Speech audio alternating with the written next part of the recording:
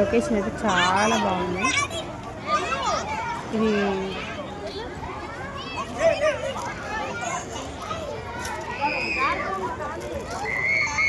రీసెంట్గా ఈ ప్లేస్ని డెవలప్ చేస్తున్నారు. ఏదో బతుకమ్మ కుంటనే వేపింది అలా. నేను ఫస్ట్ టైం వచ్చింది.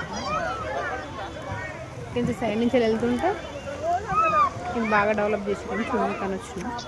ఇక్కడ బాగా నచ్చింది ఏంటంటే ఈ వాటర్, ఇది అన్నిటికంటే